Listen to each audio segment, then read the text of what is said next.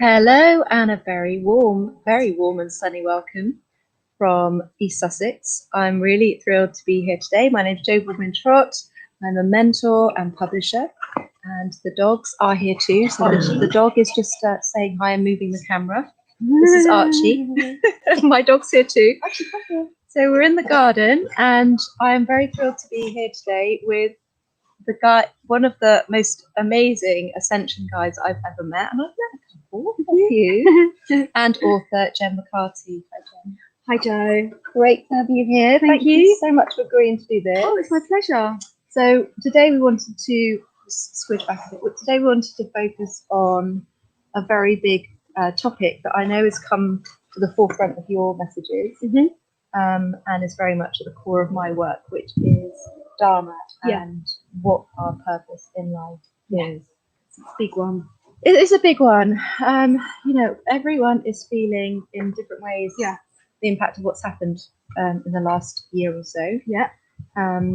This is a message I've always asked my clients and asked anyone who comes into my privy to think about what they do and whether they are truly fulfilling their soulful purpose for being here. Yeah.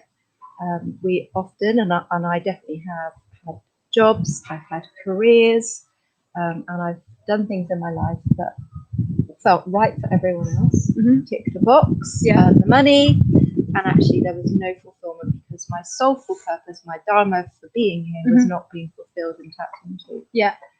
So thankfully I've changed that now, and part of my work is obviously helping others to see and value their true potential and place. So I'm really excited to talk to you today. Oh, great. I love this subject. Well, I'm just going to let you talk about it because I know you've just published your book, which is here, folks. If you haven't got it already, incredible. It's an absolute joy to read, and I just link it in. It's written so beautifully, easy to read, but also so engaging, and it just flows. So Twin Flames, the event, so on Amazon. You can buy this now. So Jen, you have had an incredible life so far. I have, yeah. Lots of changes. Yes. But you are now working with. So tell us what you're doing. Could you share with us what you're doing now? Well, I'm an ascension guide. I assist people to awaken out of third dimensional caterpillar consciousness, the indoctrination of all the matrix, to activate their spiritual DNA, you could say, to transform to become the butterfly. So I assist in that transformation from third dimensional consciousness to fifth dimensional consciousness. So a really, really good analogy to explain third dimensional consciousness is the caterpillar. So the caterpillar represents the potential. But it's very limited. It has enormous potential, but it in and of itself is limited. And then we go through the evolutionary process where we take responsibility for our consciousness, and that's such a huge part of ascension, is understanding that. And there's been an attempt to hijack our consciousness. The Matrix has tried to hijack our consciousness and indoctrinate us and hypnotize us with spells of limitation and lack. And so unless you step up and take mastery over your consciousness, it's just going to be hijacked. So at some point on your evolutionary journey, you have to just stop being lazy and just kind of like sucking it all in and just absorbing all of the programming of the third dimension. And you have to realize that it is our duty, to become the observers of our monkey mind, of our egoic consciousness. And that very, very simple act of non-identifying with the temporary thoughts and the sensations and emotions that stream through our consciousness, the very simple act of just becoming simply the observer, as opposed to one who identified, oh, I feel this, I feel sad, I feel a victim, I feel just, oh, there's that thought of victimhood, oh, there's that thought of. That is simply what enlightenment means. It is simply where you lose that identification with that which is temporary, and your consciousness is firmly anchored back in the present moment, which is the 0 point field, which is the gateway to full multidimensional consciousness. So what I speak about in my work is that everyone thinks that they're searching for a guru, a teacher, or a twin flame. Everyone's so hypnotized to believe that it's something outside of themselves that is going to, that's what that will kind of like satiate them or will quench their thirst. But the truth is, it's you. you're looking for you. I'm looking for me. I'm looking for my consciousness to be fully anchored and grounded in the present moment. Like, this is where the 5D party's at. It's not anywhere external from us. It is absolutely purely in the present moment. And so we must find tools that will enable us to stabilize our consciousness within the present moment. And that simply is what ascension is. That simply is what enlightenment is. It's where you take mastery over your egoic mind, because you understand that if you don't, then the matrix will. And that is the very definition of spiritual mastery. So that's my job, is really assisting people to awaken, and I share very powerful tools that that enable that to be fast tracked, for your awakening to be fast tracked. Yeah. Okay. And so you've got YouTube channels, so you can find Jen and look at Jen's work on YouTube and on Facebook again. You're back on after being banned. Yes. So fantastic. And obviously, one of the offerings you're going to be doing now is shamanic healing for corporates, which is amazing, which we'll come on to at the end. Yes. We'll talk more about that. But obviously, if anyone's watching this and they're interested in finding out about workshops that we're going to be doing, which is really exciting, because it's really exciting. Corporates have struggled as well for many different reasons in different ways. And what you're offering is a healing space for employees, for cultures, for the whole corporate environment. But let's come back to, because obviously this isn't what you've always done. No. So this feels, does this feel like now like your Dharma? This is like, oh my exactly God, where you've 5 billion million %. Yeah. And what is, so let's hear about how my journey. If you could share what you used to do, because you used to do this, and most importantly, I think for people how watching, transitioned. and how the difference that's made to your life. Okay, well, I mean, I had a spiritual awakening when I was 21 on top of the Himalayan mountain whilst chanting the mantra of Namah Shivaya. And one of the first things that my spiritual team revealed to me was my Dharma. And they said to me, your greatest mission in this world is to work with children, is to work with the inner child that exists within all adults. Your most important work is to transmit your knowing of God consciousness through music. And they said to me that you'll be a fashion designer. And I was like, really? I'll be a fashion designer? I was like really amored and kind of like, wow, that's because I didn't know. I mean, I come from a designer family, but it was not something that I'd really picked up. They said, yeah, you're going to be a fashion designer. So I ended up becoming a fashion designer and I was one for 11 years, and I absolutely loved it. I mean, that was my Dharma then, you see, Jo. I've never really had a job that wasn't my Dharma, but I absolutely loved it, because I loved the getting old scraps and turning things that people threw away and turning it into something precious and beautiful and unique. So I used to work with recycled materials, and I used to cut up old jumpers and sweaters and make them into skirts and long cardigans and jumpers and all sorts. So I was a fashion designer for 11 years, and it was quite a journey, and I absolutely loved it. It was very, very hard work though, doing festivals and markets and actually going out physically selling your work was very, very full on. But it got to about 2015, and all the way, many times as a fashion designer, I was like, oh, I'm about to birth my role as a spiritual kind of, guide or whatever. And I think it was time, but then it wouldn't be time. I wouldn't be supported. So I tried to launch it a few times, but it wasn't divine timing. And then it was 2015, and I just got back from Bali, and I'd done a little collection in Bali, and I'd actually bought this amazingly incredible design. It was like my final design that I went out on this amazing bang with this design. And I started doing all these markets and all these festivals and events, and I didn't make any money, and it was completely unheard of. I was very, very supported financially in my work, but every single event I did, it was like zero, or I lost money. And I think I did about 10 events, and I was like, and then I finally realized, oh my God, the universe is really telling me something here, that they're not going to support me to do this work. And I was a bit put out by that, because it was my comfort zone. I wasn't ready to let go of my career. I absolutely loved the creative, artistic expression of being a fashion designer, and I wasn't really ready to let go. but basically I was not supported by the universe, and so I was like, oh, okay, because I'd had my twin flame ascension in 2013, and I was doing loads of writing. I mean, I've written like literally like hundreds and hundreds of journals filled with channeled messages, but I'd never ever shared any of my writing with anyone.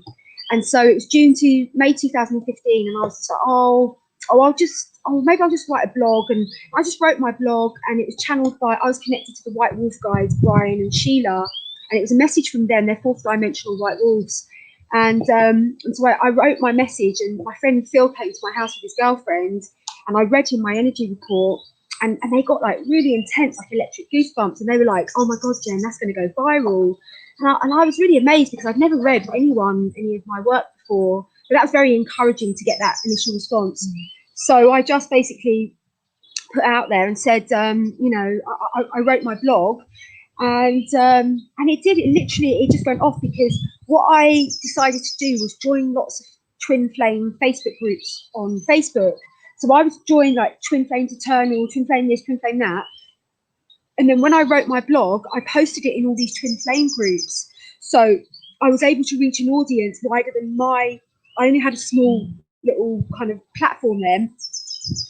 And straight away, it was just like people read the work and they were like really touched. I was just started getting so many emails straight away saying, I've never read anything like this, because like, might sound a bit funny, but I do have a high kind of like spiritual knowledge, and I just thought, I'm just going to go in there at that level, and I'm not going to water it down. I'm just going to share with everyone exactly the downloads that I'm getting as they're coming. And people were writing to me saying, this is just so incredible. I feel so patronized usually when I read a blog, but I just really get that you fully know me, and you know where I'm coming from on a spiritual level. And I got so many emails of that nature. And it just took off immediately. It really, really, absolutely did. And that showed me that when you do, follow your true path, even though fashion was my true path, but then it ended, and it was no longer. I completed that timeline. And so it just showed me that when you do actually, get onto your true path, the universe just opens doors for you. Like, it's unfathomable. But straight away, I had the most phenomenal connections. I mean, I was contacted by the most highly established twin flame teachers out there. They wrote to me for sessions, yeah. Amazing. And that was straight away. And then I really, really connected with all of the teachers that like Cassidy Kane and I can't remember their names now, but I really, really connected with them. And straight away, I just went into that kind of high echelons of authority of twin flameship, But it was to do with my ascension experience. It was really, really powerful, and I don't think many people have had that. So what it sounds like happened was that you had this message from the universe, that this isn't for you anymore. Because I would be the same. My life has had chunks of I haven't just had one career. I think I've had 10 careers. Really? But you've had the same. So you could class the fashion side as one career. But when it starts to become difficult, when it starts to not be in flow, that is the universe saying to you, look, there's something better. And the key phrase that hopefully everyone watch this or relate to, and I know I do, is the comfort zone. Yes. And also that sadly in the culture we're in, and so many people I know, so many of my clients have said, well, I knew it was a great job. I knew everyone thought I would stay there. And I was worried about judgment of jumping into something different. Right. And that holds so many people back. Oh, Did really? you have any element of that? I did not have that. Okay. That surprised me. Really? Is that a thing? But it takes courage. Yeah, it does. It took courage from me to let go of that. That had been my income for 11 years. Yeah. And then how? Because obviously the emotions and the state it changes, doesn't it? When you go from that feeling when you feel like you're striving, and the working hard paradigm, again, another paradigm that we are engaged with and believe in, and I don't believe in it. I don't believe in that, and I was brought up into this I think many of us Yes. were. Oh God, yeah. Possibly, but I definitely had this sort of, thrown at me constantly as a child that you have to work hard to achieve. You have to work hard. My dad was a builder and he worked all the hours, just to. But actually, that's not what life is abundant. This garden is abundant. Yeah. We are meant. Everything is abundant, and this feeling of lack holds a lot of people back from jumping, doesn't it? Yeah. I feel it holds a lot of people back from just making that choice. Yeah. So what I'd love to offer people watching, listening, is how does that message, do you feel, come in that suggests you to do this? So where does that inner voice and that signposting come from to take a path that's different? I mean, I can only speak from my own experience, and because I'd had that experience on top of the mountain when I was 21, I sort of like went into a vibration of being a spiritual elder. Even though I was only very, very young and I didn't have anyone, like, I just was holding this consciousness because I basically had like a near-death experience without dying. And so the whole entire third dimensional veil was just completely and utterly opened, and I saw what was on the other side, and it was just absolutely pure God and heaven. And so because I had that experience, it put me in that place of being a spiritual elder. And so I always felt this pulse, this need to serve, to share what I experienced on top of the mountain, because the moment I had that experience, literally the moment I knew it was for everyone. It was for me to tell everyone about God, So I always had this incredible energy rising in me, wanting to birth it. And it's like I said, it took me a really, really long time. I had a lot of humility, and a lot of I had this thing that I never ever wanted it to be separate, because I went into oneness and I understood that everyone is the Christ and everyone is God. I got really irritated by facilitators, because I'd often see with facilitators that they would try to create a separation, that they were a little bit more advanced, or they were this or they were that. And I just didn't want to have anything to do with that paradigm. I just wanted honouring everyone to sit in a circle as equals, and me to not ever be put on a pedestal in any way, because that was the complete antithesis of the truth.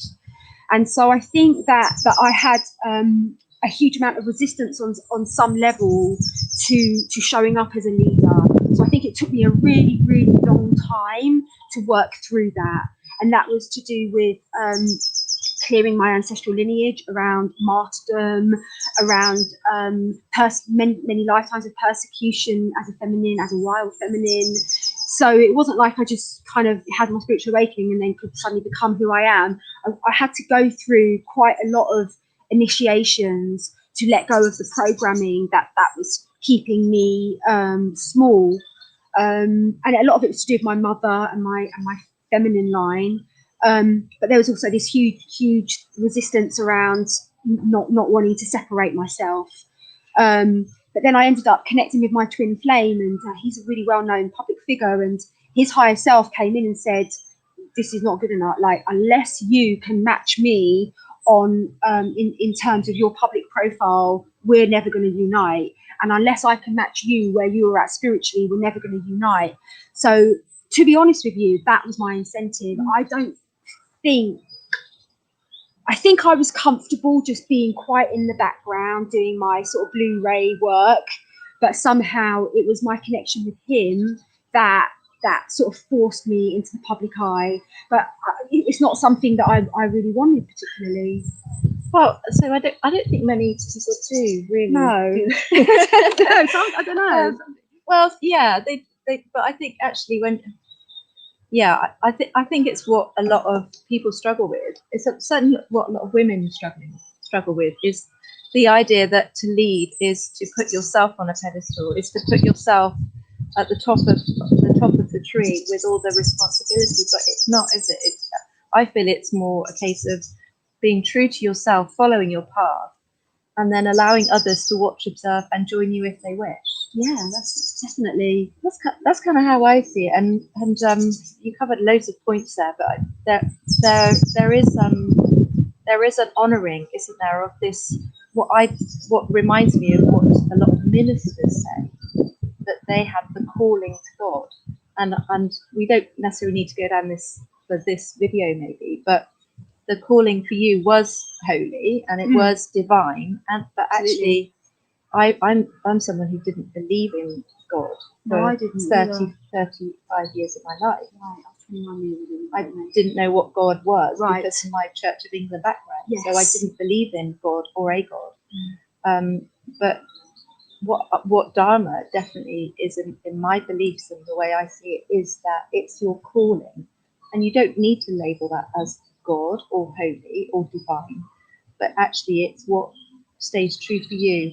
You mentioned you did a post a little while ago about what you really desired to be when you were a child. Yeah. And actually this has, in a lot of research and a lot of studies, and a lot of Dharma experts, has proven to be at the core of your purpose for being here. So Absolutely. I'd love to invite everyone who's watching and listening to really think about what you are, what you have always desired to be. What is that when you were a child? What was that playful, energetic, joyful self that you desired to be? So you and I both practice being teachers. Yeah, that was my favourite game. Lining up the teddies and and doing just register, doing register and just helping them to the teddies to learn.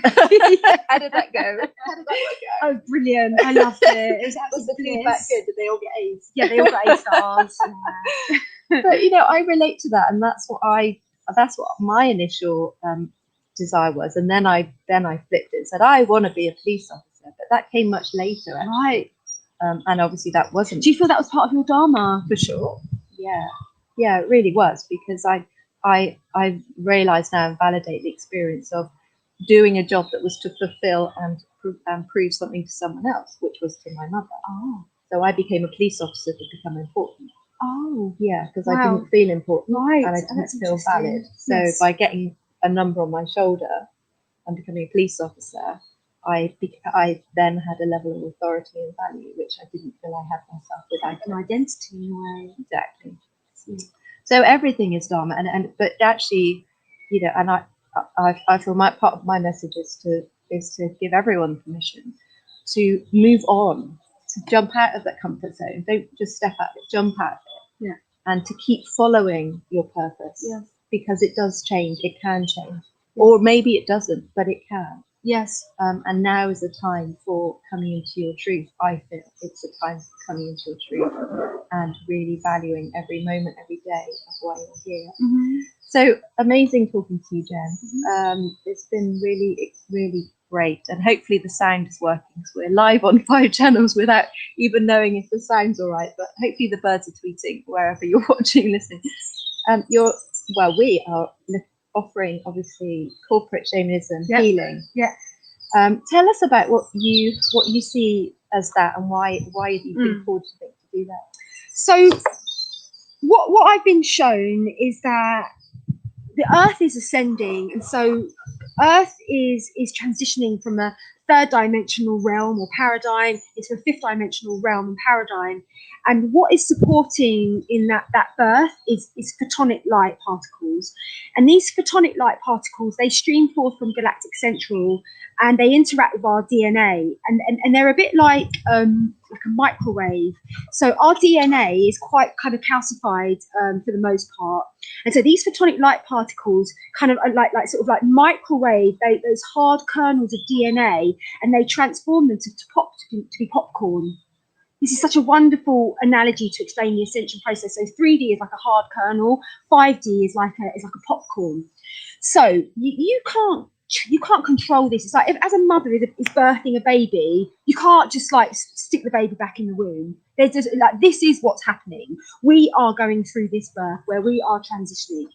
Now, because of that, the very, very heavy 3rd dimensional structures are being addressed at this time, and there's kind of like a timeline split that is occurring.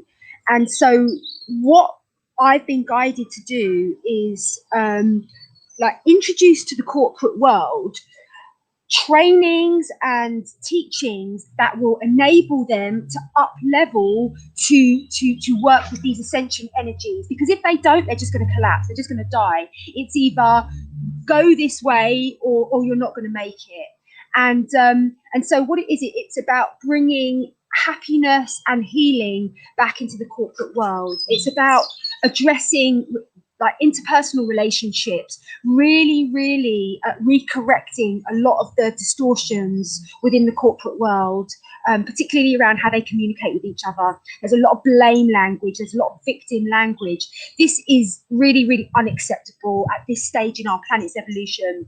And so we're going to go in there and assist in the training, or assist to train the workforce and the CEOs of all levels to have a great deal of mindfulness, particularly around their communication.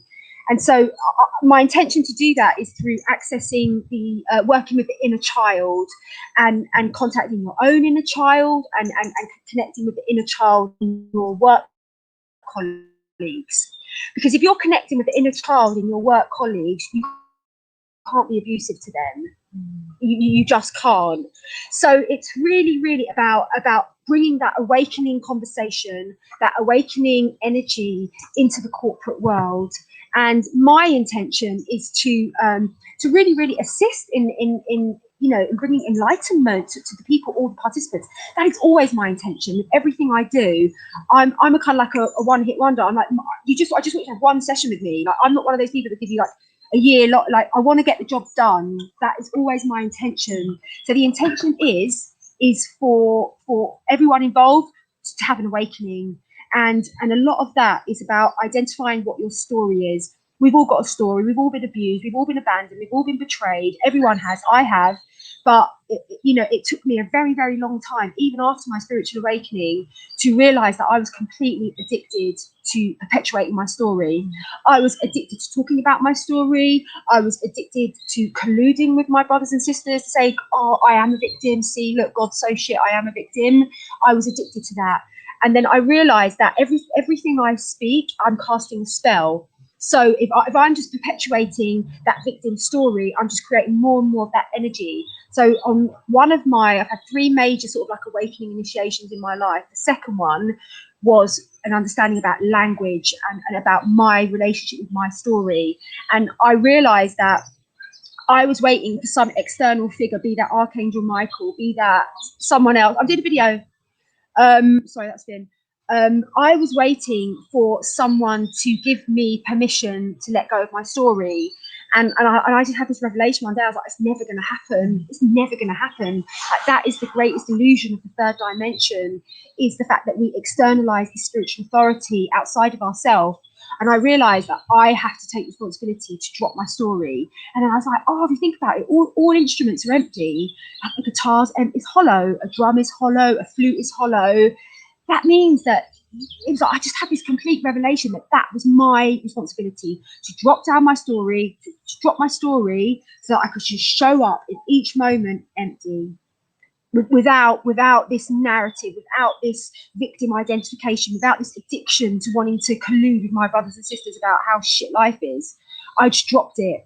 And then that's when my vibration just went absolutely through the roof. It really did. And what you're also talking about is like dropping the labels we give ourselves, isn't it? Because we did give ourselves labels of single parent, of single mum, totally, ex fashion designer, whatever they are, and all they do is hold us in the past. Because what the lovely theme to all that you've said is actually the only time we have is now. And so bringing ourselves right into the present moment. Of being healthy, happy in this beautiful garden, is what it's all about, isn't it? Exactly. And I always say to everyone, if you really want to make Mother, Father, God do a happy dance, just drop your worries, drop your cares, and go into that state of consciousness where you're on holiday. You know, when you're just on a holiday and you're just by the sea and you know you've got nothing to worry about. Whenever we can get into that state of consciousness, we make Mother, Father, God do backflips and all sorts. So it's like, that's the aim of the game. you know, that's the aim of the game for me anyway. I just want to make God happy, and I've completely and utterly devoted my life. And you can replace the word God with subconscious mind, the universe, oneness, all that is. There's many, many names. In fact, in Hinduism, there's a million names for God. It doesn't really matter. It's the creative force. It's the creative force that created the trees, the stars, Archie, us. It's just the name of our creator. And we're all intricately at one with that via our subconscious mind and our superconscious mind. There's no separation. Like, you are God, you know, but there's just this filter. There's this program, or, you know, that has us believe that we're separate from that. But that is a lie, and that is an illusion. So our work is to help everyone wake up from the lie to their true divinity and their spirituality, and to really, really bring a culture of deep honouring and respect back to the workplace. Because these companies that take us up on this, they're going to fly. They're going to absolutely take off in the new paradigm once the quantum financial system kicks in, you know, and that's all based on intention. It's the quantum financial system. So it's going to be make or break. So I feel like Spirit is guiding us to kind of like hold their hands, to say, right, we're going to help guide you into the higher dimensional kind of like realms or paradigm. So it's really, really exciting. And so if you are a CEO, or if you have contacts with a CEO, and they're waking up, they're on the awakening path, and they want to bring a spiritual shift into their business. I mean, obviously, we do want there to be an increased productivity within the workplace and an increased creativity, which there will be, you know. And a really, really a trust, because there's so much in the corporate world. There's still so much trapped in this lack conversation, isn't there? And it's like, we need to let go of that, you know. And if you happen to do if we happen to facilitate a course, and one of the participants wakes up and she realizes that, you know, she wants to be a Reiki healer, and, you know, that's a good thing. And if that space, if she then goes, then that space will open up for someone that's really, really deeply in alignment with the vibration of the company. So it's about shifting this lack and control paradigm conversation into one of trust, you know, trusting that when everyone follows their heart, and when everyone follows their happiness, everyone benefits. The whole benefits from that. And that's sing Archie like that. And that's our purpose. That's why we're really here. To be happy and to feel we are here to be the happy. Value and love of all that we are in a present moment. Yeah, and we're here to serve our brothers and sisters, and we're here to really, really atone our shadow self and do the deep work, you know, to love ourselves. And to me, you know, loving oneself can be such a kind of, you know, ambiguous. What does it actually mean? Yeah. You know, I used to think loving myself meant, you know, eating a certain food, or raw food, or doing yoga for 3 hours a day. But what I really realized is that loving myself is understanding that we all have a wounded aspect, and that it's our duty, it's my duty to stand underneath my wounded aspect, to listen to her and validate her. And as I do that, I then alchemize her and bring her home back to divinity. And this is a huge part of the work that we're going to be sharing, which is kind of like soul retrieval work, self-love. So it's so important that we become masters of self-love, but we realize ultimately we're here to be in service. That is the main primary purpose of our incarnation, really, is 99.9% to be of service.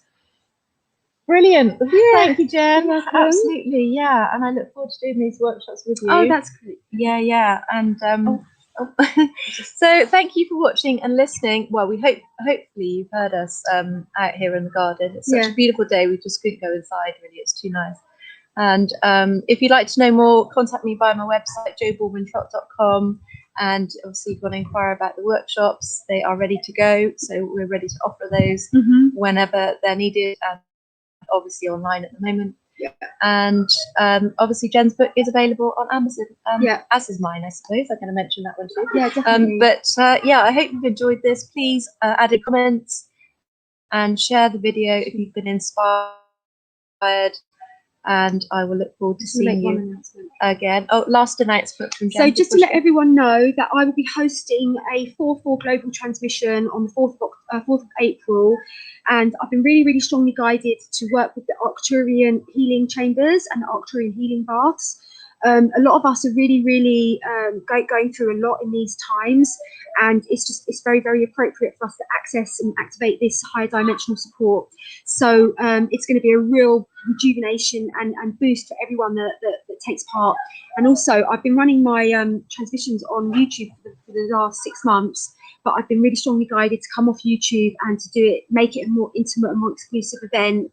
And I'm going to be offering them on Zoom now. And so I'll post all the links. I'll send Jo the link to book onto the 4/4 transmission. We're also going to be working with sending spiritual support to the divine masculines. Divine masculines are quite vulnerable at the moment, and we're going to be sending a blast of power and very focused support to assist them. A lot of them are coming out of these karmic relationships. There's a huge shift in relationships at the moment, and these photonic light particles are no longer supporting these asleep relationships, and people are waking up, and things are shifting, and people are coming into more alignment with their true soul consorts. So we're going to be sending a boost of support to the divine masculine to help them wake up to their true divine feminine. So if you're watching this as a divine feminine and you really want your personal masculine to receive a specific boost of support, please come and join your energy on this powerful 4/4 portal. Brilliant. So you can find Jen on her YouTube channel, and also the details of the posting as well. So thank you for watching. I hope you've enjoyed it, and get in touch if you'd like to. JoBaldwinTrott.com. It'd be great to hear from you, and I will be back again soon. Thanks, Jen. Thanks, guys, and please can you share this video? Like everyone on YouTube, please share this video. It's there's a lot of really powerful codes that it'd be really great to get out there. We've covered a lot, and the dogs helped obviously to instill our message. Yeah. So yeah, thanks for watching, and have a great day, whatever you're doing. Take care. Bye, guys. Lots Bye. of love. Bye.